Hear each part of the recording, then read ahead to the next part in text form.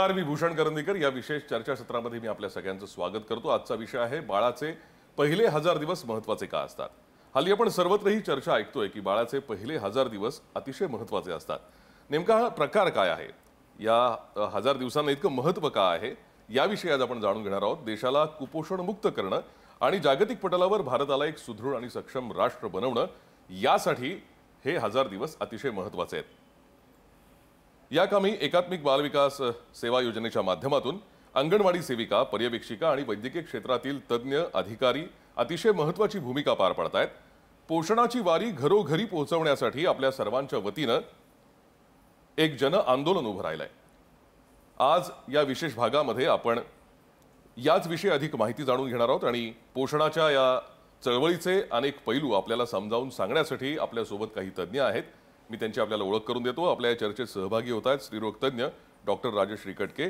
Doctor Rajshri कटके या जे हॉस्पिटलमध्ये प्राध्यापिका आहेत, त्याचबरोबर कामा आणि अल्बेस रुग्णालयाच्या त्या माजी अधीक्षिका आहेत।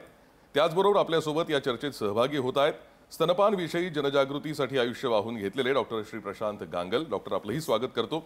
आणि या चर्चेत दूरदृश्य प्रणालीद्वारे राज्याच्या महिला आणि बालविकास मंत्री माननीय अदिती वरदा सुनील तटकरे या सुद्धा सहभागी होत आहेत। या सर्व मान्यवरांचं मी या कार्यक्रमात स्वागत करतो। आणि नेमके 1000 दिवस महत्त्वाचे का आहेत, या 1000 दिवसांमध्ये नेमकं काय होतं, हे आपण या तज्ञांकडून जाणून घेणार आहोत। या 1000 दिवसांचा हिशोब जर आपण केला तर गर्भाशयातले 9 महिने आणि त्याच्या पुढची 24 महिने अर्थात 2 वर्ष ही महत्त्वाची असतात। माझा पहिला प्रश्न डॉक्टर राजश्री आपल्याला आहे, हे 1000 दिवस म्हणजे नेमकं काय गणित आहे आणि 1000 दिवस कसे मोजतात, पोषणाची चळवळ यशस्वी करण्यात त्याचा उपयोग कसा होतो? नमस्कार सगळ्यांना। खरं तर हा अतिशय चांगला म्हणजे हे आहे की म्हणजे तंत्रज्ञान संशोधन या सगळ्यामध्ये असं निष्कर्ष आलेला आहे की जर समजा बाळाची जर वाढ व्यवस्थितपणे गर्भावस्थेमध्ये आणि त्याच्या पहिल्या 2 ते 3 वर्षामध्ये जर ती चांगली झाली तर ते बाळ एकदम शारीरिक, मानसिक, भावनिक आणि बौद्धिकदृष्ट्या ते सदृढ होतं। तर त्यामुळे ही जी आता सांगितल्याप्रमाणे गर्भावस्थेपासून ते 24 महिन्यापर्यंत म्हणजे हे जे बाळाचे जे दिवस आहेत जे 1000 ते अतिशय महत्त्वाचे आहेत। या दिवसामध्ये जे काही त्या बाळाला मिळेल पोषण किंवा जे काही भावनिक आधार, त्याच्यामध्ये सगळं मला वाटतं की ते जीवन त्याचं सुधरवून जाणार आणि सक्षम कुटुंब, सक्षम ही पिढी, सक्षम मुलं हा सक्षम देश बनवतात। तर त्यामुळे आपण याच्यामध्ये त्यांनी 3 टप्पे केलेले आहेत। तर 9 महिन्याच्या ह्याच्यामध्ये पोटामध्ये जर आपण बाळाची जर वाढ बघितली तर त्याच्यासाठी जे पूरक घटक आहेत तर ते पोषण अतिशय महत्त्वाचं आहे। ते पोषण आईचं पोषणाशी निगडित आहे। तर आईचं पोषण, आईला हा संतुलित आहार मिळाला पाहिजे। त्याच्यामध्ये कडधान्य आहेत, पालेभाज्या आहेत, अंडी आहेत, दूध आहे, म्हणजे याचं जे प्रमाण आहे ते सगळं व्यवस्थितपणे असून आणि ह्या आईचं जे पोषण आणि गर्भावस्थेमध्ये तिचं जे योग्य वजन वाढणं, जे आपण म्हणतो 9 महिन्यामध्ये 11 ते 12 किलो वाढणं, ज्याच्यामध्ये आईचं वजन वाढणं म्हणजे बाळाची वाढ होणं ते योग्य रीतीमध्ये असेल तर तो हा एक टप्पा आहे। दुसरा अतिशय महत्त्वाचा टप्पा आहे की जे आईच्या ह्याच्यामध्ये जे आपण गर्भावस्थेमध्ये जी काळजी घेतो तर त्याच्यामध्ये तिला कुठला आजार नाही झाला पाहिजे। जसं काही समजा आजार झालाही, समजा मधुमेह असेल, BP असेल किंवा आणखीन त्या बाळाचं वजन वाढत नसेल तर त्यांना चांगली ट्रीटमेंट देणं आणि धोक्याची सूचना किंवा गुंतागुंतीची जी गर्भधारणेमधले जे अडथळे आहेत, जोखमीची डिलिव्हरी आणि जोखमीचे अडथळे हे काढण्यासाठी आपण म्हणजे संस्थेमध्ये प्रसूती ही अतिशय चांगली संकल्पना भारत देशामध्ये ती राबलेली आहे। त्याच्यामुळे माता मृत्यूचं जे प्रमाण आहे ते आपलं 97 पर्यंत आलेलं आहे की जी की फार उल्लेखनीय बाब आहे। विशिष्ट प्रोग्राम्स पण आपल्याकडे आहेत की प्रेग्नन्सीमध्ये, डिलिव्हरीमध्ये जननी शिशु सुरक्षा योजना, जननी शिशु योजना, राष्ट्रीय ग्रामीण आरोग्य जो अभियान आहे आणि आपल्या आशा वर्कर्स आणि सगळं सार्वजनिक आरोग्य विभाग हे चांगल्या पद्धतीने, वैद्यकीय शिक्षण हे सगळं, महिला बाल कल्याण हे सगळं चांगल्या पद्धतीने करतं। हा तो पहिला टप्पा आहे की ज्याच्यामध्ये बाळाची असं म्हणतात की आई बाळाला पोसते किंवा पोषण देते। याचा अर्थ असा आहे की आईचं पोषण, आईची जी आरोग्य आहे ते फार चांगल्या पद्धतीने ते व्हायला पाहिजे। आणि त्याच्यानंतरचं डिलिव्हरीचा, त्याच्यानंतर दुसरा जो टप्पा आहे की ज्याच्यामध्ये सगळ्यात महत्त्वाचं डिलिव्हरी झाल्यानंतरचं स्तनपान। आम्ही डिलिव्हरी झाल्यानंतर की इमिजिएटली त्या बाळाला आईच्या स्तनावरती स्तनपानासाठी हे करतो जर नॉर्मल डिलिव्हरी असेल तर सिझेरियन सेक्शन असेल तर आपण तिला शुद्ध आले की 3-4 तासामध्ये किंवा 2-3 तासामध्ये जसं लवकर शुद्ध येईल तसं येईल. याचा फायदा इतका चांगला आहे की जे पहिल्या 24 तासामध्ये जे कोलोस्ट्रम नावाचं जे आहे, चीक ज्याला आपण म्हणतो, तो पहिले काय व्हायचं सर त्याच्यामध्ये की बरेच लोक हे फेकून द्यायचे, चेटकणीचं दूध आहे असा प्रकार म्हणून. पण यात सगळ्यात जास्त रोगप्रतिकार शक्ती म्हणजे बाळाची वाढवण्यासाठी, बाळाला फुफ्फुसाचे आजार, श्वसनाचे आजार किंवा डायरिया होऊ नये म्हणून याच्यामध्ये बरेच प्रथिने आणि बरेच रोगप्रतिकार शक्तीचे लॅक्टोफिरन अँड ह्या सगळ्या गोष्टी आहेत. तर हे एक्सक्लुझिव्ह 6 महिने स्तनपान हा एक दुसरा टप्पा आहे त्याच्यामध्ये की या स्तनपानाचे म्हणजे बाळाला आईचं दूध हे अमृता समान आहे, ते संपूर्ण अन्न आहे. त्याच्यामुळे पहिल्या 6 महिन्यामध्ये तुम्ही कधीही तिला गुट्टी देणं, पाणी देणं, त्याच्यात दूध मिळवणं ते हे आपण करू नये. त्याच्यानंतर जो पिरियड येतो त्याला विनिंगचा पिरियड म्हणतो. तर 6 महिन्यांच्या नंतरचं जे आहे तर त्याला हळूहळू आपल्याला पचेल तसं अन्न देणं. कारण ह्या वेळेस ह्या दुसऱ्या टप्प्यामध्ये जे बाळ आहे ते संतुलन करण्यासाठी हे होतं. म्हणजे बाळाचं पहिलं पाऊल पडणं, त्याच्यानं ते रांगणं, याच्यासाठी जी त्याला स्नायूमध्ये जी ताकद लागते तर त्यासाठी आपल्याला ते खिमटी, नाचणी, त्याच्यानंतर केळी किंवा काही फ्रूट्स आहेत त्याचे सगळं देणं, प्रथिने, डाळ, म्हणजे ह्या सगळ्या गोष्टी देणं फार गरजेचं आहे. यासाठीच हे 1000 दिवस त्यांनी दिलेले आहेत की ज्याच्यामध्ये बाळाच्या शरीराची सर्वांगीण विकास होण्यासाठी ते ज्या ज्या टप्प्यामध्ये जातं त्या टप्प्यामध्ये तसा पोषक आहार हा आपल्याला त्यांना देता आला पाहिजे. आणि हा आहार दिल्यानंतर मग हा टप्पा एक कंप्लीट होतो. पण सगळ्यात महत्त्वाचा जो टप्पा असतो सर की जो ब्रेन डेव्हलपमेंटचा आहे की ज्याच्यावर आपण जास्त फोकस करतो, तो मेंदूचा जो विकास आहे, जर आपण गर्भावस्थेमध्ये जर बघितलं तर 16 दिवसापासून तो स्टार्ट होतो, जनरली 3 ते 4 आठवड्यापासून. 7व्या महिन्याच्या गर्भावस्थेमध्ये त्याचं पूर्ण स्ट्रक्चर जे आहे ते आपल्या प्रगल्भ मेंदूसारखं असतं, पण तो तसा स्ट्रक्चरने निर्माण होतो. पण त्याच्यामध्ये त्याला जे लागणारं जे पोषक आहे त्याच्यामध्ये जीवनसत्व आहेत, त्याच्यानंतर प्रथिने आहेत, फॅट आहेत, ह्या सगळ्या गोष्टी आईकडून त्याला मिळतात. पण 7 आणि 8 महिन्यापासून त्याच्यामध्ये ब्रेनमध्ये म्हणजे मेंदूमध्ये जे न्यूरॉन्स असतात, मज्जातंतू आहे, त्याचं आवरण हे सगळं डेव्हलप होत जातं. हे झालं गर्भावस्थेमधलं. पण पहिल्या 1 वर्षामध्ये म्हणजे ह्या मेंदूमध्ये बऱ्याच गोष्टी जसे जसं ते बाळाला स्टिम्युलस मिळतं त्याच्यामध्ये फक्त पोषण नाही तर भावनिक. आपण जर बघितलं सगळेच आपण कुटुंबामध्ये जेव्हा बाळाला आपण खेळवतो, त्यांना चांगले चांगले आपण टॉईज देतो, म्हणजे त्यांना खेळणी देतो, हे कशासाठी तर त्याची बौद्धिक विकास होण्यासाठी आणि भावनिक विकासासाठी खूप चांगलं आहे. असं संशोधनात आहे की ज्या मुलांना आईचं दूध मिळतं, स्तनपान होतं, तिचा भावनिक आधार मिळतो, प्रेम मिळतो, तशा मुलांचा बुद्ध्यांक हा चांगला वाढलेला असतो, तशा मुलांचा इमोशनल क्वोशंट चांगला वाढलेला असतो, तशी मुलं आयुष्यामध्ये कुठल्याही संकटाला तोंड देण्यासाठी सक्षम असतात, तशी मुलं देश घडवण्यासाठी त्यांच्या बुद्धीचा वापर करून वेगवेगळ्या ज्या स्किल्स आहेत त्या सगळ्या स्किल्समध्ये ते खूप पुढे असतात. तर हा दुसरा टप्पा. तिसऱ्यामध्ये जे आपण 2ऱ्या आणि 3ऱ्या वर्षामध्ये जे आपण म्हणतो मेंदूमध्ये त्याच्यामध्ये वेगळे वेगळे जे एरिया आहेत, भाग आहेत की ज्याच्यामध्ये बोलणं आहे, त्याच्यानंतर लँग्वेज शिकणं, म्हणजे मुलं आई म्हणतात, बाबा म्हणतात, त्याच्यानंतर छान छान बोलायला लागतात. तर ह्या सगळ्या गोष्टीसाठी जो आपल्याला आहार लागतो तो आहार पण फार महत्त्वाचा आहे. त्याच्यामध्ये विशिष्ट पद्धतीने केलं तर त्याच्यामध्ये प्रथिने महत्त्वाचे आहेत, त्याच्यानंतर योग्य तरीकेचे फॅट्स महत्त्वाचे आहेत. तुम्ही सगळ्या डाळी देऊ शकता, डाळ भात देऊ शकता, त्यांना भाजीपोळी देऊ शकता, सुकामेवा असेल तर ते देऊ शकता. कारण यासाठी लागणारं जे प्रोटीन आहे, लोह आहे, कॅल्शियम आहे, हे सगळं आपण आहारातून देणं फार गरजेचं आहे. पण हे आहारातून देतात जर समजा ते जर कमी जरी पडत असेल तरी आपण कमीत कमी 500 मिलीग्रॅम म्हणजे कॅल्शियमचं जे आहे कधी कधी आपण डॉक्टर्स बूस्टअप करतो, जर समजा त्यांना नसेल तर ते फार गरजेचं आहे. सर हा तिसरा जो टप्पा आहे तर ह्या तिसऱ्या टप्प्यामध्ये 2ऱ्या टप्प्यामध्ये जर आपण बघितलं 2ऱ्या 3ऱ्या किंवा पहिल्या वर्षी जर समजा बाळाला योग्य प्रकारचं जर पोषण नाही मिळालं तर मग अशी मुलं त्यांचं जे वाढ आहे ती वाढ व्यवस्थित होत नाही, त्याच्यामध्ये शारीरिक कमकुवता येते, त्याच्यानंतर ते खूप इरिटेबल होतात की त्यांना त्रास, राग येणं, चटकन हे करणं किंवा कुठे डेफिशियन्सी असतील तर माती खाणं, त्याच्यानंतर कॅल्शियमचं जर डेफिशियन्सी वगैरे असेल तर मग ते खडू खाणं शाळेमध्ये, किंवा त्यांचं जे कॉन्सन्ट्रेशन असतं तर ते कॉन्सन्ट्रेशन पण शाळेमध्ये नंतर पुढे पुढे कमी होतं. खरं तर त्यांचा तो काही दोष नसतो, पण अनावधानाने आपल्याला माहिती नसल्यामुळे ते त्यांना मिळत नाही आणि तसं होतं. म्हणजे ज्यांच्याकडे आहे त्यांची सुद्धा ही अवस्था आहे. म्हणजे बऱ्याच वेळेस म्हणजे ज्याने जिथं मिळत नसेल तिथे तरी आपल्याकडे बरेच पोषणाचे शासनाचे प्रोग्राम्स आहेत आणि त्याच्याप्रमाणे बऱ्याच ह्याच्यामुळे होतं. त्याच्यामुळं हे 1000 दिवस अतिशय महत्त्वाचे आहेत आणि ही वैज्ञानिक दृष्टिकोनातून जागतिक आरोग्य संघटनेने विविध संशोधनातून बाळाच्या शारीरिक, मानसिक, बौद्धिक, भावनिक आणि आध्यात्मिक प्रगतीसाठी आणि एक सक्षम समाज आणि एक सक्षम देश राष्ट्र निर्माण करण्यासाठी हे जागतिक पातळीवर अतिशय चांगल्या पद्धतीने हा कन्सेप्ट घेऊन आपण आलेलो आहोत आणि मला असं वाटतं की ते खूप उपयोगाचं आहे. डॉक्टर, तुम्ही खरं तर या उत्तरामध्ये म्हणजे एक महत्त्वाचा मुद्दा उपस्थित केला. सुपोषित माता म्हणजे सुदृढ बालक. खरं तर आपण असं या तुमच्या उत्तरावर म्हणू शकतो. मॅडम, आपण पुढच्या चर्चेकडे जाऊयात, मात्र त्यापूर्वी आपल्याला एक छोटीशी विश्रांती घ्यायची आहे. या विश्रांतीनंतर लगेचच भेटूया.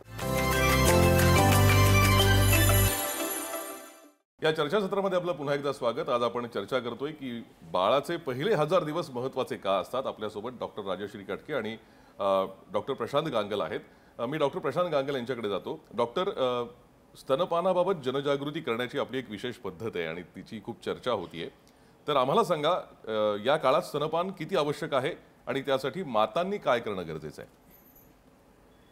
पहिलं म्हणजे मॅडमनी सांगितलं त्यात थोडंसं मी आणखी काही सांगेन त्यावर, की आपण हे लक्षात घेतलं पाहिजे की बाळाच्या वाढीमध्ये आपण बाळाचं वजन, बाळाची उंची आणि बाळाच्या मेंदूची वाढ ह्या गोष्टी आपण लक्षात घेतो. तर बाळाचं फक्त 20% वजन हे पहिल्या 2 वर्षामध्ये दुसऱ्या वाढदिवसापर्यंत पूर्ण झालेलं असतं, पण त्याची उंची 50% पूर्ण झालेली असते आणि मेंदूची वाढ ही 75% पूर्ण झालेली असते. त्यामुळे पहिल्या 1000 दिवसामध्ये दुसऱ्या वाढदिवसापर्यंत सर्वात जास्त वाढ कोणाची होते? मेंदूची होते. त्याखालोखाल उंची आणि त्याखालोखाल वजनाची. म्हणजे जर कुपोषण झालं या काळामध्ये तर सर्वात जास्त कोणाला धक्का बसेल? तर मेंदूला धक्का बसेल, म्हणजे बुद्धीला धक्का बसेल. त्याच्या खालोखाल उंचीला धक्का बसेल आणि सर्वात शेवटी वजनाचा नंबर येईल आणि आपण वजनाकडे स्वतः फोकस करतो, उंची आणि मेंदूकडे आपण बघत नाही. त्यामुळे ह्या आपल्या लक्षात येईल की पहिल्या 1000 दिवसामध्ये मेंदूची वाढ किंवा बुद्धी सर्वात महत्त्वाची, मग उंची आणि मग वजन. आता मातांना काय केलं मातांनी काय नक्की केलं पाहिजे? तर पहिल्या 1000 दिवस मॅडमने सांगितलं 3 टप्पे येतात. म्हणजे बाळाचा जन्म होईपर्यंत, की ज्याला आपण अँटीनॅटल किंवा प्रसूतीपूर्व काळ म्हणतो. त्या प्रसूतीपूर्व काळामध्ये आईला शारीरिक कुठचीही तयारी करायची आवश्यकता नसते, कारण स्तन छोटे असो वा मोठे ते सारख्याच प्रमाणात दूध बनवतात. निपल जे छोटे दिसतात सुरुवातीला, ते जशी वाढ होईल गर्भाची तसं गर्भावस्था पूर्ण होईपर्यंत निपलची साईजसुद्धा व्यवस्थित आहे. त्याला काही एक्झरसाईज किंवा कसरत करण्याची किंवा ओढण्याची आवश्यकता नसते. पण आईला आणि कुटुंबाला बाळाच्या स्वागताची मानसिक तयारी करायला लागते. आपल्या घरी एखादा पाहुणा जरी येणार असला तरी आपण तो काय खाणार आहे, तो काय जेवणार आहे, कपडे कुठचे, हे सगळी तयारी आपण सुरुवातीपासून करून ठेवतो. आणि हा तर मोठा पाहुणा, त्याची तयारी आपल्याला नक्कीच जास्त करायला पाहिजे. ते प्रसूतीपूर्व मार्गदर्शन हे प्रत्येक मातेला मिळालं पाहिजे. आणि त्याच्यामध्ये स्तनपानाच्या योग्य पद्धती काय, स्तनपानाचे फायदे काय, बाळाची प्रसूती झाल्यानंतर कशी स्तनपानाची सुरुवात करावी, मातांना काय अडचणी येऊ शकतात, ही सगळी चर्चा झाली पाहिजे. आणि त्याचबरोबर मातांच्या मनामध्ये आणि कुटुंबियांच्या मनामध्ये एक पाथवे म्हणून आपण किंवा मार्गक्रमणा कशी होणार आहे, की प्रसूतीनंतर 1 तासाच्या आत स्तनपानाची सुरुवात झाली पाहिजे. त्याच्या आधी स्पर्श झाला पाहिजे. आईचा आणि बाळाचा अनावृत्त स्पर्श होणं खूप आवश्यक आहे. आणि असा अनावृत्त स्पर्श झाला की बाळाचं जे ज्ञान आहे कसं दूध घ्यायचं हे डॉक्टर आणि आईपेक्षा किंवा कुटुंबियांपेक्षा पण जास्त असतं. इकडे ठेवलं बाळाला, असं ते बाळ माझ्याकडे आहे, तर प्रसूतीनंतर पूर्णपणे अनावृत्त असं बाळ आईचा अनावृत्त स्पर्शात ठेवलं. थंडी असेल तर दोघांनाही कव्हर करावं, पडणार नाही बाळाची काळजी घ्यावी. तर बाळ आपणहून स्तनाकडे सरकतं, कारण गर्भजलाचा वास आणि निपल आणि एरविलाचा वास हा सारखा असतो. त्यामुळे बाळाला कळतं कुठे जायचं आहे. दृष्टीला काळा भाग सहजपणे सांगतो की माझा खाऊ कुठे ठेवलेला आहे आणि बाळ आपणहून सरपटत जातं. याला ब्रेस्क्रॉल असं म्हणतात. आणि बाळ आपणहून स्तनपान घेतं. तर 1 तासाच्या आत सगळी बाळं जवळ स्तनपान पूर्ण करतात. हा पहिला टप्पा. दुसरा टप्पा म्हणजे जन्मापासून 6 महिने पूर्ण होईपर्यंत, शब्द महत्त्वाचे आहेत बघा, 6वा महिना नाही, 6 महिने पूर्ण होईपर्यंत बाळाला निव्वळ स्तनपान मिळालं पाहिजे. निव्वळ स्तन, बाकी बाहेरचं काही नाही. फक्त जर बाळ कमी वजनाची बाळं असतात त्यांच्याकरता कॅल्शियम, व्हिटॅमिन डी, मल्टीव्हिटॅमिन हे सगळं दिलं जातं. 6 महिने पूर्ण झाल्यावर घरगुती मऊ केलेला, स्वच्छतापूर्वक बनवलेला आणि मऊ केलेला आहार बाळाला दिला पाहिजे. आणि आहारासोबत स्तनपान कमी करायचं नाही आहे. तर दुसऱ्या वाढदिवसापर्यंत स्तनपान त्याच जोमाने चालू ठेवायचं आहे आणि त्याच्याला पूरक आहार हळूहळू वाढत जाईल. तर दुसरं वर्ष पूर्ण होईपर्यंत दुसऱ्या वाढदिवसापर्यंत स्तनपान देणं आवश्यक आहे. आणि त्याही पलीकडे पोषणासाठी नाही पण इतर पोषण मूल्यांसाठी किंवा इतर नॉन न्यूट्रिटिव्ह बेनिफिट्स असं म्हणतो त्यासाठी 2 ते 5 वर्षामध्ये थोड्या थोड्या प्रमाणात टॉनिकसारखं आईने स्तनपान सुरू करणं आवश्यक आहे. तर हा जो रोडमॅप आहे म्हणजे ही मार्गक्रमणा आहे जन्मापासून ते 5 वर्षाचं बाळ होईपर्यंत ही मार्गक्रमणा प्रत्येक कुटुंबियाच्या आईच्या मनात पक्की बसली पाहिजे. दुसरी एखादी आई असेल तर ती कसं स्तनपान करते हे आईला बघायला मिळालं पाहिजे. अशी संधी खूप कमी मिळते. पूर्वी एकत्र कुटुंब पद्धती होती, मोठा वाडा असायचा, त्याच्यामध्ये प्रसूतीसाठी वेगळी खोली ठेवलेली असायची. तर लहानपणापासून हे सगळं लहान मुलांच्या नजरेत पडायचं पण आता हे पडत नाही. पण आता संधी मिळाली तर नक्कीच आईने जाऊन बघावं. आणि बाळाचा जन्म झाल्यानंतर घरातलं काम वाढणार आहे, कमी होणार नाही आहे. तर ती वाढलेल्या कामाची जबाबदारी कोण घेणार याचीसुद्धा कुटुंबात चर्चा झाली पाहिजे. आणि आपल्याकडे खूप चांगली पद्धत आहे की आई प्रसूतीनंतर माहेरी जाते, माहेरपणाला जाते. आणि 6 महिने माहेरपण हे साधारण एक्सपेक्टेड आहे. पण साधारण एक चर्चा करून 4 ते 6 महिने आईला जर माहेरी राहायला मिळालं तिची इच्छा असेल तर मला वाटतं त्याचा खूप फायदा स्तनपानाच्या दृष्टीने होईल. कारण शेवटी स्तनपानची चावी जी आहे ती इकडे आहे. आई जेवढी शांत असेल तर त्याचा स्तनपानाने फायदा होतो. दुधाचा जो फ्लो आहे, प्रवाह आहे तो चांगला प्रवाहित होण्यास मदत मिळते. त्यामुळे ही सगळी तयारी प्रसूतीपूर्व काळात झाली पाहिजे. प्रसूतीनंतर मॅडमनी जर सांगितलं तसं ब्रेस्टकॉसाठी बाळाला ठेवून त्याच्या अडचणी त्याच्या प्रत्येक आईला स्तनपानासाठी प्रसूतीनंतर मार्गदर्शन समुपदेशन मिळालं पाहिजे. आणि काय अडचणी आल्या तर त्या सोडवण्यासाठी लगेच मदत मिळाली पाहिजे. आणि घरी गेल्यानंतर सुद्धा कुटुंबियांनी तिला सहकार्य केलं पाहिजे. दूध बाळाचं पुरतं आहे की नाही कसं ओळखायचं.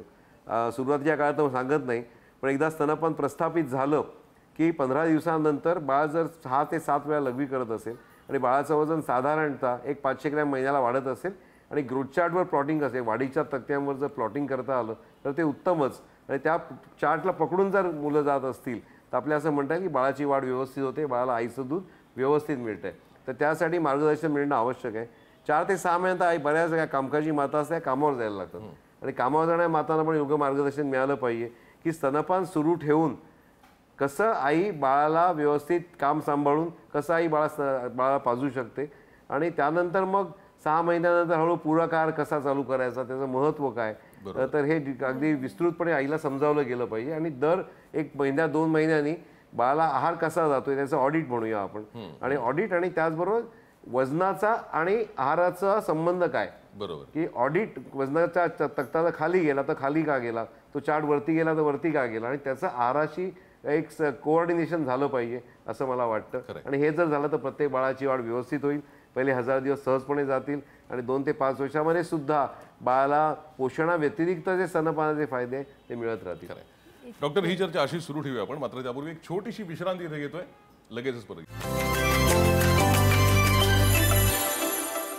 या चर्चासत्रामध्ये आपलं पुन्हा एकदा स्वागत. बाळाचे पहिले 1000 दिवस महत्त्वाचे का असतात याविषयी आपण चर्चा करतोय. आपल्याला मार्गदर्शन करतायत डॉक्टर राजश्री कटके आणि डॉक्टर प्रशांत गांगल. जसं डॉक्टर आपण मगाशी म्हणत होतात की सुपोषित माता असली पाहिजे म्हणजे बालक सुदृढ असतं. पण माता सुपोषित असणं म्हणजे नेमकं काय, त्या सुपोषित मातेला नेमका काय आहार गरजेचा असतो? सुपोषित माता म्हणजे गर्भधारणेच्या त्याच्या अगोदर तिचं म्हणजे आरोग्य चांगलं असणं, म्हणजे खूप वजन वाढणं म्हणजे सुपोषित नाही तसं. तर तिचे स्नायू मजबूत असणं, ती फिट असणं हे फार महत्त्वाचं आहे. त्याच्यानंतर गर्भधारणेच्या काळामध्ये म्हणजे खरं तर हे खूप महत्त्वाचं आहे. कारण बऱ्याच वेळेस आपण बघतो काही लोकांचं वजन आता म्हणजे 90-100 किलो म्हणजे ते सुपोषित नाही आहे ते, किंवा काही खूपच कमी वजन असतं ते नाही आहे. तर ते स्नायू बळकट असणं, शारीरिक वाढ चांगलं असणं, तिच्यामध्ये सक्षमता असणं आणि त्याच्यासाठी पोषण देणं अतिशय गरजेचं आहे. कारण जी शारीरिकदृष्ट्या जी सदृढ माता असते ती सदृढ बाळाला जन्म देते.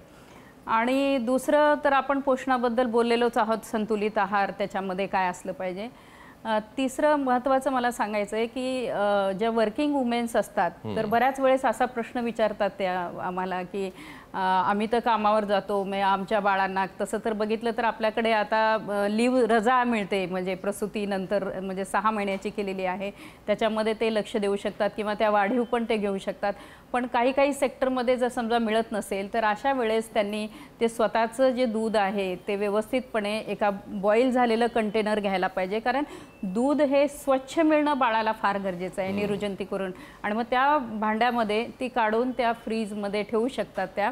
आणि मग त्याच्यानंतर त्या जरी कामावर गेल्या तरी चालतं. मग घरामध्ये जर समजा कोणी असेल तर त्यावेळेस ते दूध काढून लगेच आपण त्याला बॉईल नाही करायचं, बरोबर आहे. ते बॉईल जर केलं आपण, दूध उकळलं तर त्याच्यातले सगळे जे जीवनसत्व असतात ते नष्ट होतात.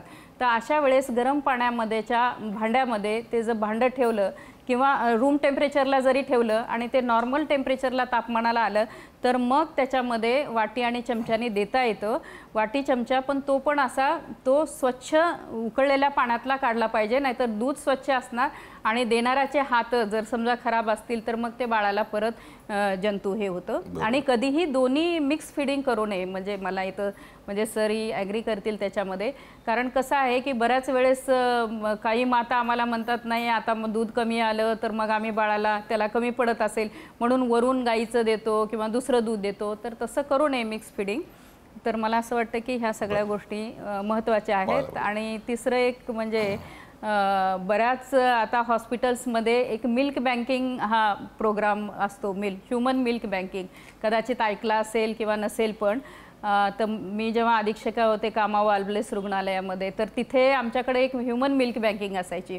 तर आम्ही ज्या सदृढ ज्या माता आहेत तर त्या विलिंगली काही न घेता तर त्या ते दूध जे आहे ते मिल्क बँकला डोनेट करायचे आणि त्याच्या तपासण्या करून पाश्चराईज करून ते हेल्दी जे दूध आहे ते आम्ही जे लो बर्थ वेट बेबी आहेत NICU मधले किंवा ज्यांच्या माता पाजू शकत नाहीत किंवा ज्यांच्या माता मृत झालेल्या आहेत अशा बेबीजना आम्ही तो द्यायचो आणि त्याच्यामुळे ते बाळांचे वजन खूप चांगलं वाढायचं, रोगप्रतिकार शक्ती वाढायची. डॉक्टर अत्यंत स्तुत्य उपक्रम आहे. मी आता पुन्हा डॉक्टर प्रशांत यांच्याकडे येतो. जसं आपण मगाशी म्हणलं डॉक्टर की स्तनपान हे बाळासाठी अत्यंत महत्त्वाचं असतं, पण त्याचबरोबर ते मातेसाठी सुद्धा महत्त्वाचं असतं. त्याची नेमकी कारणं काय? स्तनपानाचे बाळासाठी अनेक फायदे आहेत आणि बाळाचा फायदा म्हणजेच आईचा फायदा. प्रसूतीनंतर जर आईने स्तनपानाची सुरुवात लगेचच केली आणि व्यवस्थित दिलं स्तनपान तर 3 मुख्य फायदे बाळाला होतात, आईला होतात. एक म्हणजे गर्भाशय आकुंचित होण्यास मदत होते, त्याच्या आधी वार पटकन जाण्यास मदत मिळते आणि जो रक्तस्राव होतो प्रसूतीनंतर तो कमी प्रमाणात होतो. तर हे लगेचच मिळणारे फायदे. आई सतत बाळाला पाजत राहिली, मी मगाशी सांगितल्याप्रमाणे 6 महिन्यापर्यंत फक्त आईचं दूध, मग खाण्यावर आईचं चालू ठेवायचं. अर्थात दुधामध्ये जी चरबी येते किंवा फॅट्स येतात त्या आईच्या शरीरातूनच येतात. त्यामुळे गर्भावस्थेत असताना जे वजन वाढलेलं असतं ते वजन उतरवण्यासाठी त्याचा निश्चितच फायदा होतो. याशिवाय ब्रेस्ट कॅन्सर, ओव्हेरियन कॅन्सर आणि काही प्रकारचे गर्भाशयाचे कर्करोग यापासूनचं आईला संरक्षण मिळतं. दुसरा एक फायदा असा होतो की आई अंगावर पाजत असेल, एक्सक्लुझिव्ह ब्रेस्ट म्हणजे फक्त निव्वळ स्तनपान देत असेल तर साधारणतः पहिले 4 ते 6 महिने आईला एक ते संतती नियमनासारखं काम पण करतं, याला आपण कॉन्ट्रासेप्शन म्हणतो. त्याच्यामुळे पुढची गर्भधारणा रोखण्यास मदत होते. तो सुद्धा एक फार मोठा फायदा आहे. याशिवाय स्तनपान करणं खूप सोपं आहे. आई झोपलेली असेल तर पटकन एका कुशीवर वळली आणि बाळाला कुशीवर वळून स्तनपान केलं, तिला कुठची पूर्वतयारी करायला लागत नाही. आणि त्याशिवाय त्यामुळे बाहेर खर्च पण होत नाही. बाहेरचा खर्च पुष्कळ आहे आणि बाळ कमी आजारी पडतं आईचं दूध चालू असेल तर. त्यामुळे आईला जो डॉक्टरने नेण्याचा त्रास वगैरे हे सगळं वाचून जातं आणि हे सगळे फायदे आईसाठी आहेत आणि त्याचा निश्चित फायदा सगळ्या मातांनी करून घेतला पाहिजे. बऱ्याच वेळा यांना काय वाटतं की डॉक्टर सांगतात स्तनपान करा, हे बाळासाठीच फायदे असतील तर त्यासाठी हे महत्त्वाचं आहे. बरोबर. स्तनपान करण्याबाबत अनेक गैरसमजुती आहेत, म्हणजे गैरसमज समाजामध्ये आहेत. तर याच्याबाबत जनजागृती सुद्धा होतीये, पण स्तनपान करण्याची योग्य पद्धत कोणती? स्तनपान प्रसूतीनंतर योग्य पद्धत म्हणजे त्याच्या 2 वेगळे प्रकार सांगेन मी. की प्रसूतीनंतर बऱ्याच वेळा काय होतं की पहिले 15 दिवस वेगळे आपण पकडले पाहिजे, 15 दिवसानंतर वेगळं पकडलं पाहिजे. पहिल्या 15 दिवसामध्ये बाळाला वारंवार स्तनपान करण्याची आवश्यकता असते. वारंवार म्हणजे किती वेळा? तर 24 तास कमीत कमी 10 वेळा आणि प्रत्येक आईला सांगितलं गेलं पाहिजे. आता हे आईला सांगितलं, आई काय म्हणते की बाळ झोपून राहतं. तर बाळाला उठवण्याचे पण काही मार्ग आहेत. आता तुम्ही कुठच्याही परिचारिकाला विचार, ती काय सांगेल की कानाला असं असं करा, पायाला टिचक्या मारा, पण तो योग्य मार्ग नाही. बाळाला जे गुंडाळलेलं असेल ते काढावं बाजूला, बाळाचे कपडे काढावेत, लंगोट जो ओला झाला असेल तर तो बदली करावा आणि आईने बाळाला असं जवळ पकडलं 2 सणांच्या मध्ये आणि अंगावरून खरंच कुरवाळलं की साधारणतः सगळी मुलं जागी होतात. तर ही एक खूप चांगली पद्धत. झोपी गेल्या बाळाला कसं उठवायचं, एक फिरकून 1-1.5 तास झाला की बाळाला ह्या प्रकारे उठवलं पाहिजे. त्याचबरोबर बाळ काही सूक्ष्म प्रतिक्रिया सांगतं. बाळ खूप हुशार असतं. ते आईला सांगतं की मला भूक लागली, आणि कसं सांगतं तर हळू चुळबुळ करायला लागतं, डोळे उघडून इकडे तिकडे बघून आईला शोधायला लागतं, नंतर थोडे हुंकार भरायला लागतं. तरी पण आईने बघितलं नाही तर मग ओठांचे तोंड फिरवायला लागतं ह्या प्रकारे, आणि हळूच ओठांचे पण आवाज करतं, असा आवाज करून आईला सांगतं मला भूक लागली. तरी पण आईने बघितलं नाही तर मग अंगठा तोंडात घालून किंवा बोटं तोंडात आईला सांगतं की मला भूक लागली, आणि तरी पण आईने बघितलं नाही तेव्हा बाळ चिडतं आणि मग असं रडायला लागतं. त्यामुळे प्रत्येक मातेला पहिल्या 15 दिवसामध्ये हे सांगितलं गेलं पाहिजे की कमीत कमी 10 वेळा स्तनपान झालं पाहिजे. नंबर 1, झोपी गेल्या बाळाला कसं उठवायचं, आणि बाळ ज्या सूक्ष्म प्रतिक्रिया दाखवतं त्या जाणणं महत्त्वाचं आहे.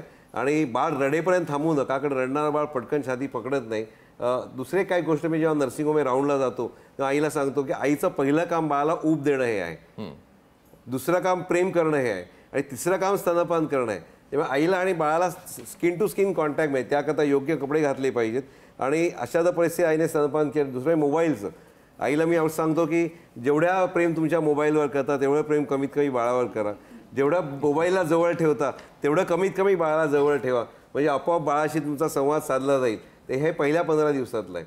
आणि सगळ्या मुलांचं वजन जे आहे ते पहिल्या एक 4-5 दिवसामध्ये 7 ते 8% कमी होतं, आणि त्यानंतर वाढायला लागून ते साधारण 11व्या 12व्या फार तर 14व्या दिवसापर्यंत जन्मवजनाच्या पुढे जातं. आणि ही फार महत्त्वाची गोष्ट आहे की आरोग्य सेवांनी प्रसूतीने डिस्चार्ज केल्यानंतर त्यांना परत बोलवलं पाहिजे. आणि प्रत्येक प्रसूतीचं कर्तव्य आहे की कमी झालेलं वजन 11व्या 12व्या फार तर 14व्या दिवसापर्यंत जन्मवजनाच्या पुढे गेलं आहे की नाही. आणि त्याच्यानंतर मग मगाशी सांगितलं असं लघवी आणि वजनावरून तुम्हाला ओळखता येतं की बाबा बाळाला दूध पुरतं आहे की नाही. ह्या सगळ्या माहित्या ज्या आहेत या मातांपर्यंत गेल्या पाहिजेत. आणि बऱ्याच वेळा बघितल्यानंतर बाळ रडलं की सगळे म्हणतात अरे तुझं दूध कमी पडतंय. बरोबर. तर हा बाळ अनेक कष्टमध्ये रडतं, कंटाळा आलेला असतो, कधी उचलून घ्यावं असं वाटत असतं. तर ही सगळी कारणं आपल्या लक्षात आली पाहिजेत. पाजताना एका वेळेला एका बाजूला पूर्ण पाजून मग दुसऱ्या बाजूला पाठवलं पाहिजे बाळाला, कारण बऱ्याच आया काय करतात 5-10 मिनिटं इकडे देतात, 5-10 मिनिटं इकडे देतात. तर पुढचं पातळ दूध फक्त बाळाला मिळतं, मागचं घट्ट दूध मिळत नाही. किंवा एका वेळेला 25 ते 30 मिनिटं पूर्ण पाजून मगच साईड आईने बदली केली पाहिजे. दुसरं असं पण गैरसमज आहे की आईने बसूनच पाजलं पाहिजे. आता प्रस्तुती झाल्यानंतर एवढी थकलेली आई असते, ती बसून कसं पाजणार. त्यामुळे सगळ्या मातांना सांगायचं की बसून झोपून तुम्हाला पाहिजे तसं पाजा. फक्त पहिली वेळ असेल तर नातेवाईकांनी लक्ष ठेवणं थोडं आवश्यक आहे, काही 15 दिवस. त्यानंतर बाळ आणि आई शहाणी होतं आणि त्यांना काही लक्ष ठेवायला लागत नाही. तर हे काही काही गैरसमज आहेत स्तनपानाचे, आणि मागून पूरक आहाराचे काही गैरसमज आहेत, ते आपण काही वेळाने बघूया. तर ह्या सगळ्या गोष्टींचे मार्गदर्शन आईला मिळालं पाहिजे. स्तन कडक झाले त्याकरता काय करायचं, कसं दूध काढायचं. समजा क्रॅक निपल झालं, आता फक्त निपल जर तोंडात गेलं बाळाच्या तर बाळ चोखतं जोरात निपल एक चावू शकतं, त्यामुळे निपल क्रॅक होऊ शकतं निपलला. त्यामुळे निपल व्यवस्थित निपल, आणि त्यामागचा जास्तीत जास्त काळा भाग तोंड भरून बाळाला आईने छाती दिली पाहिजे. याच्या एक छोटंसं पोस्टर मी दाखवणार आहे. आता हे जर तुम्ही बघितलं त्याच्या ही पद्धत योग्य आहे का ही पद्धत योग्य आहे. ही पद्धत योग्य आहे, कारण ह्याच्यामध्ये जास्तीत जास्त काळा भाग बाळाच्या तोंडात गेलेला आहे, आणि ह्याच्यामध्ये बराचसा काळा भाग हा बाहेर आहे, फक्त निपल पकडलेला आहे. त्यामुळे ह्या बाळाला ह्या आईला बाळ चावल्यामुळे निपलला क्रॅक जाण्याची शक्यता आहे. तर हे सगळं आयांना दाखवलं पाहिजे. खरं. डॉक्टर, आपण या सगळ्या गैरसमजांबाबत बोलतोय, अजून याविषयी चर्चा करूया. मात्र त्यापूर्वी एक छोटीशी विश्रांती इथे आम्ही घेतोय, लगेचच परत येतोय. या चर्चासत्रामध्ये आपलं पुन्हा एकदा स्वागत. बाळासाठी पहिले 1000 दिवस का महत्त्वाचे असतात याविषयी आपण चर्चा करतोय, आणि डॉक्टर राजश्री गटके आणि डॉक्टर प्रशांत गांगल आपल्याला मार्गदर्शन करतायत. डॉक्टर, जसं आता आपण गैरसमजांबद्दल बोललात, अजून काही गैरसमज आणि त्याविषयी आपण थोडी सविस्तर माहिती. आता मी थोडं पूरक आहाराकडे वळेन, कारण पहिल्या 1000 दिवसामध्ये जेवण हे सुद्धा खूप महत्त्वाचं आहे. सर्वात मोठी चूक आपल्याकडे काय होते तर बाळाला पातळ पदार्थ दिले जातात. डाळीचं पाणी, तांदळाचं पाणी, सूप आणि फ्रूट ज्यूस हे सगळ्या आयांना आवडतं, पण त्याच्यामुळे पोट भरतं पण ताकद मिळत नाही, कारण पातळ पदार्थामध्ये पाणी जास्त, ताकद कमी. त्यामुळे आईने बाळाला मऊ केलेला आहार द्यायचा आहे, ही पहिली गोष्ट. दुसरी गोष्ट म्हणजे बाहेरचे जे डबाबंद पदार्थ असाल ते टाळले पाहिजेत पूर्णपणे, कारण त्याच्यामध्ये ते एवढे मऊ असतात की बाळाला मग चावण्याची सवय होत नाही, आणि त्यामध्ये प्रिझर्वेटिव्हसुद्धा असतात, कधी कधी जंतुसंसर्गसुद्धा होऊ शकतो. आपल्याकडे पूरक आहारमध्ये रेडीमेड पदार्थ म्हणजे पॅकेट फूड्समध्ये आपण म्हणू शकतो की बिस्किटं वगैरे यांचा खूप वापर केला जातो, तर तो सुद्धा करणं चुकीचं आहे. आणि वेगळं बाहेरचं दूध चालू करायची आवश्यकता नाही. 6 महिने बाळाने पूर्णपणे स्तनपान केलं म्हणजे त्याने दूध घेतलंच, आता त्याला खाण्याची सवय लावायची. वेगळं घेऊन बसायचं नाही आणि वेगळं शिजवायचं नाही. जे काय कुटुंबासाठी शिजवलेलं असेल, उदाहरणार्थ आमटी भात प्रत्येक घरात होतो, डाळ भात प्रत्येक घरात होतो, आपल्या असं बसवायचं बाळाला. हे बघा, ही पद्धत खूप महत्त्वाची आहे की बाळ काटकोनात बसलेलं आईच्या समोर पान आहे आईचं आणि असं पानामध्ये कुस्करून आईने बाळ बघताय, बाळाला वास पण येतो छान खाद्यपदार्थांचा आणि असं जसं मी माझ्या तोंडाकडे मी आईच्या स्वतःच्या तोंडाकडे नाही तसं बाळसुद्धा त्या घासाबरोबर बघेल असं.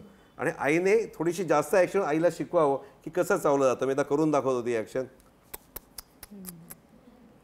म्हणजे बाळ कळतं आणि बाळाचा पण तोंड आपोआप उघडा होतो आणि घास अगदी न देता बाळा तोंडाला लावला किंवा कुठच्याही चमच्याचा वापर करून ह्या प्रकारे आपल्याच पानातून भाजी आहे सगळं पानातली थोडी थोडी चव द्यायची. पहिले 2-3 महिने किती बाळ खाता याला महत्त्व नाही, पण सगळं खाता आहे की नाही हे महत्त्वाचं. एकदा चव लागली की बाळ आपोआप खायला लागतं आणि मध्येच बाळाला मूड लागला तर पटकन बाळ खाली जाऊन आईचं दूध पण पिऊ शकतो. ते एवढ्या सहजरित्या झालं पाहिजे आणि आईच्या हातनं खाल्लं पण नाही. कधी बाबा भरवू शकतात, कधी आजी भरवू शकते, कधी आजोबा भरवू शकतात. तर ह्या सगळ्या गोष्टीचा पाळल्या आणि प्रत्येक खाण्यामध्ये सगळ्या प्रकारचे पदार्थ आहेत की नाही बघायला पाहिजे.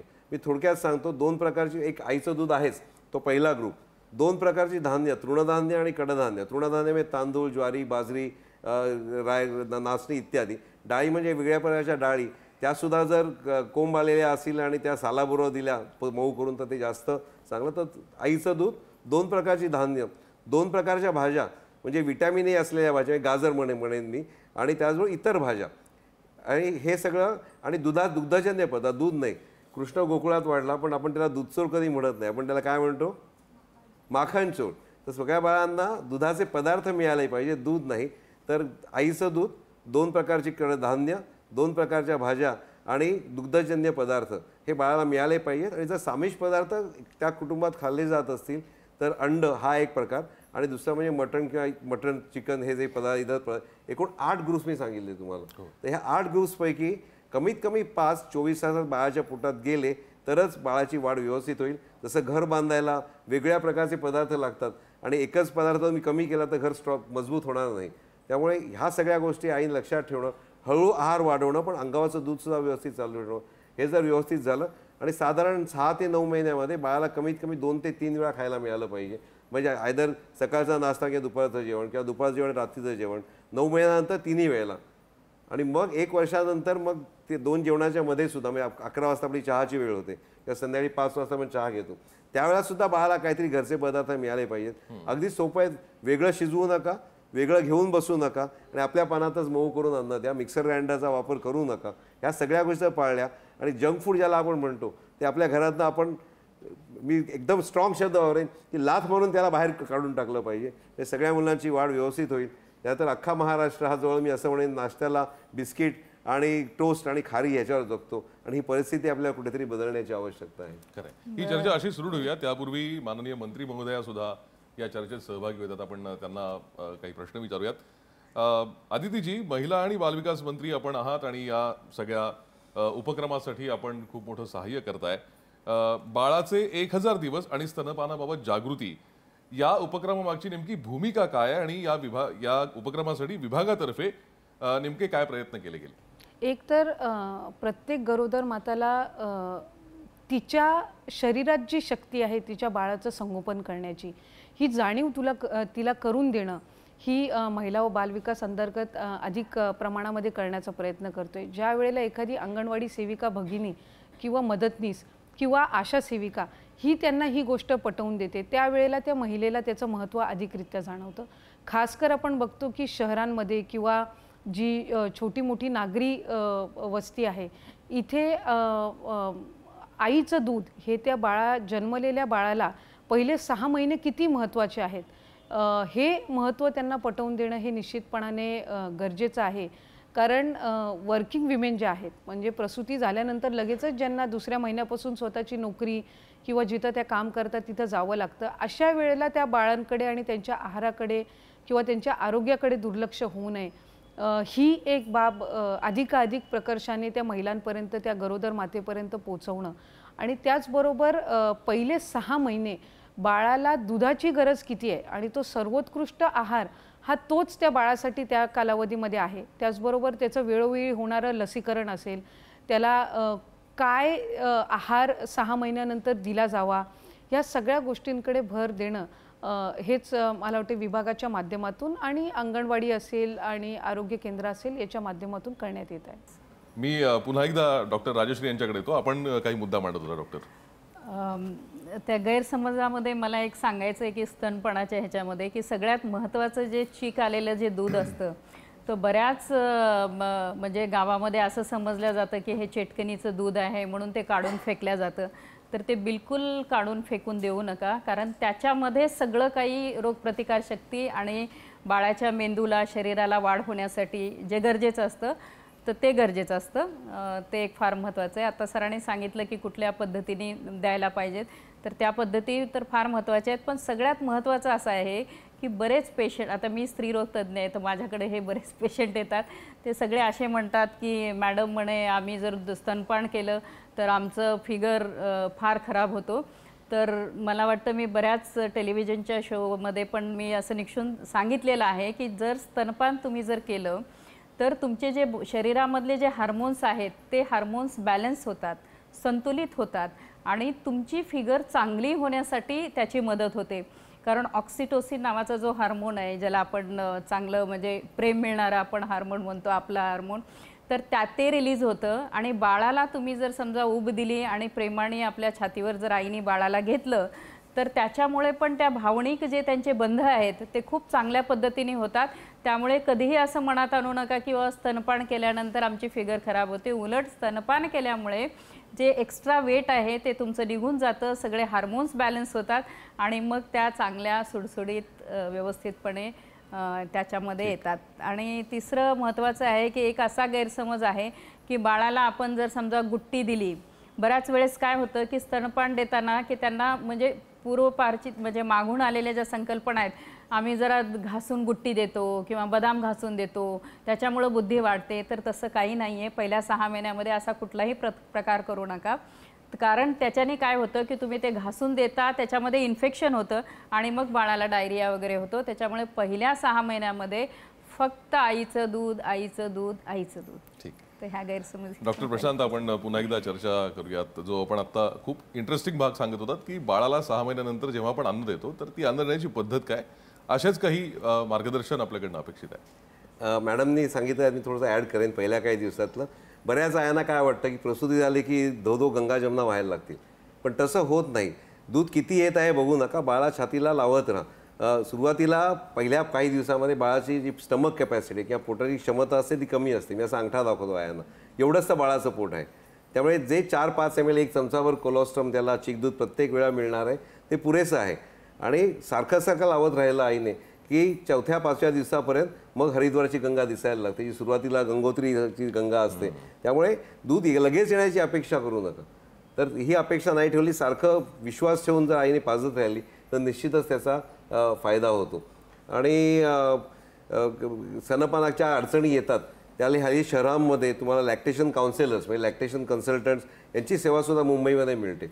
मला सांगायला अतिशय आनंद वाटतो की BPNI महाराष्ट्र या आमच्या संस्थेतर्फे जवळजवळ 85 प्रसूतीगृहांमध्ये, ज्याच्यामध्ये छोटी मोठी शासनाची म्युन्सिपाल्टीची सुद्धा मॅटर्निटी होम्स आहेत, तिकडे आमचे काउन्सिलर्स जाऊन काउन्सिलिंग करतात.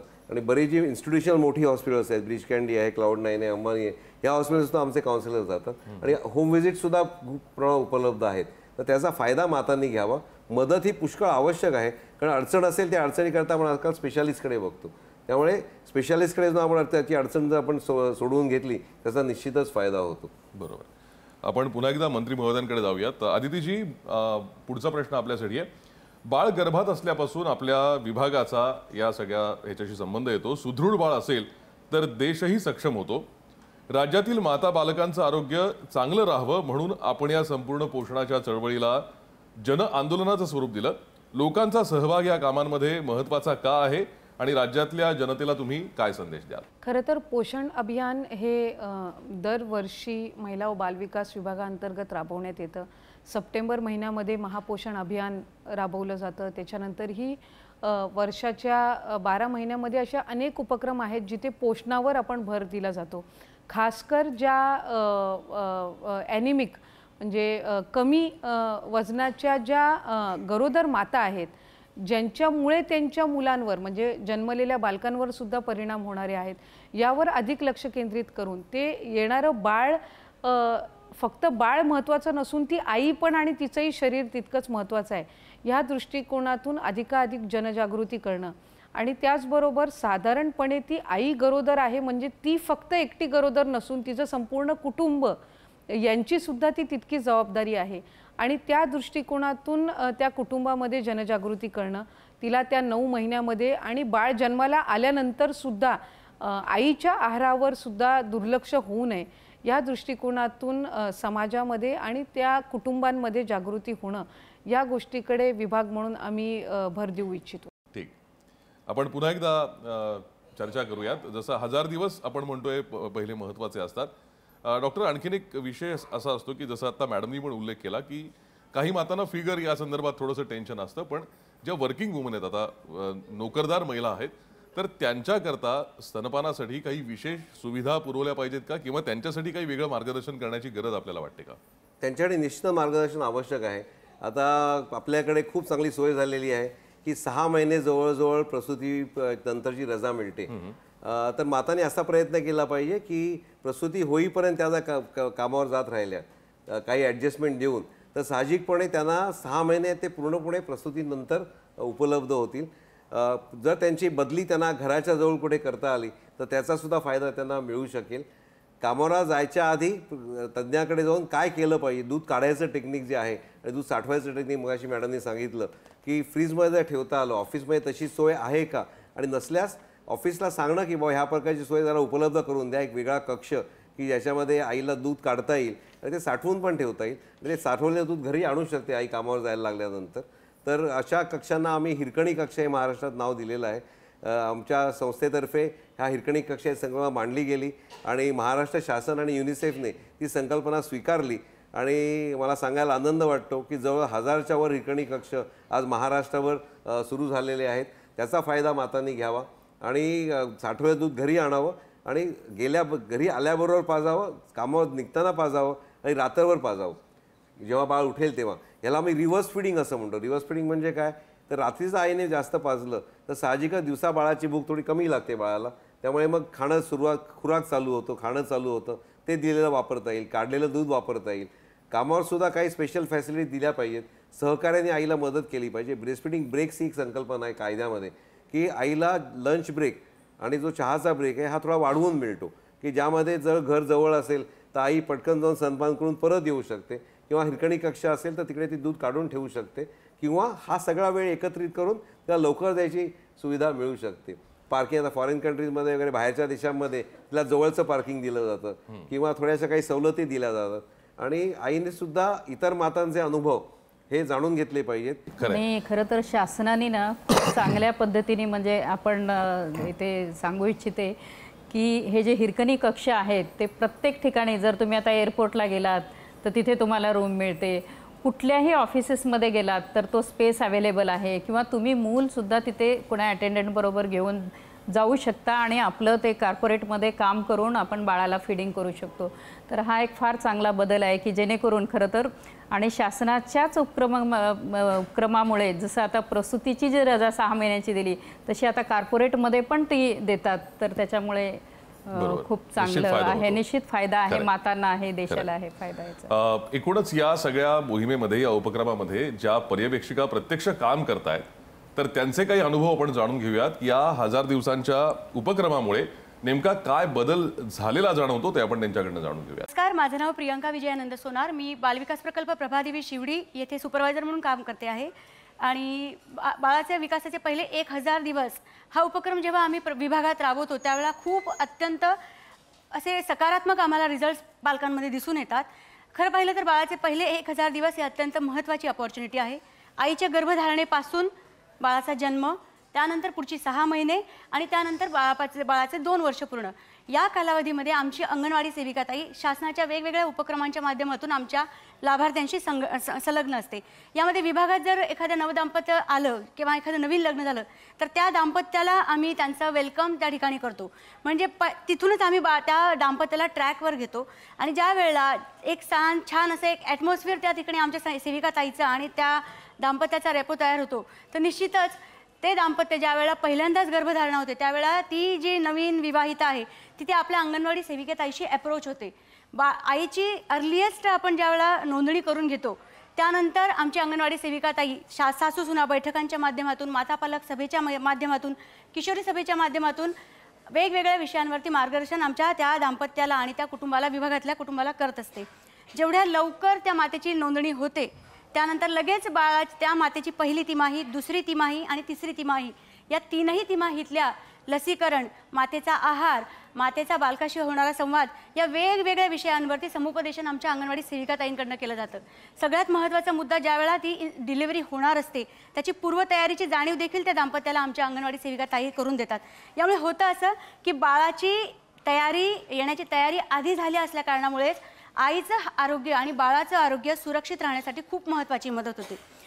प्रसूती दरम्यान ज्या वेळेला इन्स्टिट्यूशनल नोंदणीवर आम्ही जास्त भर दिलेला असतो त्यावेळेला ते कुटुंब पूर्णपणे सज्ज झालेलं असतं. आम्ही वेगवेगळ्या उपक्रमांच्या माध्यमातून त्यांच्याशी संवाद साधत असतो, ज्यामध्ये समुदाय आधारित कार्यक्रम असतात, ज्यामध्ये आम्ही प्रवेशोत्सव असतो, ज्यामध्ये नवीन मातेची नोंदणी आहे, ज्यामध्ये अन्नप्राशन हा उपक्रम आहे, प्रवेशोत्सव आहे, सुपोषण दिवस आहे, ज्यामध्ये आम्ही विशेषत्वाने पुरुष पालकाचा सहभाग यामध्ये घेत असतो. म्हणजे आम्ही जास्तीत जास्त कुटुंबाला या ठिकाणी पहिल्या 2 वर्षासाठी त्यांना आम्ही कनेक्ट होऊन त्यांच्यापर्यंत मॅक्सिमम डेटा आणि मॅक्सिमम माहिती एक कुटुंब म्हणून आम्ही त्यांच्यापर्यंत पोहोचत असतो. आणि त्यामुळे निश्चितच त्या बाळाचा पूर्ण विकास आणि त्याचा भावी आयुष्याचा पाया या पहिल्या 1000 दिवसामध्ये हा रचला जातो. त्यामुळे त्याचे खूप सकारात्मक असे रिझल्ट्स आम्हाला बघायला मिळतात. पालकांना एक छान एक आपुलकीची भावना आणि त्या बाळाला देखील एक उत्तम उबदार वातावरण घरात तयार होतं आणि एक उत्तम रिझल्ट आम्हाला त्या ठिकाणी मिळतो. धन्यवाद. धन्यवाद. आपण बघितलं या 1000 दिवसांचं महत्त्व हे अतिशय महत्त्वाचं आहे, कारण जर सुपोषित माता असेल तर सुदृढ बालक असणार आहे. त्यामुळे बालकाची वाढ किंवा बालकाचं जे संगोपन आहे ते बाळ जन्माला आल्यावर नाही तर बाळ गर्भात असतानाच व्हायला हवं. तिथपासून बाळ जन्माला आल्यानंतर पुढचे 2 वर्षाचे जे 2 वर्षाचा जो कालावधी आहे हे एकूण 1000 दिवस बालकासाठी महत्त्वाचे असतात. बाळ सुदृढ असेल, सुपोषित असेल तर ते देशाचे एक उत्तम नागरिक म्हणून आपल्याला उभं राहताना आपण पाहू शकतो. त्यामुळेच या संपूर्ण कार्यक्रमाचा, या उपक्रमाचा हेतूच हा आहे की आपल्या जन्माला येणाऱ्या प्रत्येक बालकाला 1000 दिवस हे अत्यंत महत्त्वाचे आहेत आणि त्यासाठी हा उपक्रम राबवला जातोय. या चर्चेमध्ये आपण सर्व सहभागी झालात, इतकं छान मार्गदर्शन केलं त्याबद्दल आपल्या सर्वांचे आभार. नमस्कार, धन्यवाद.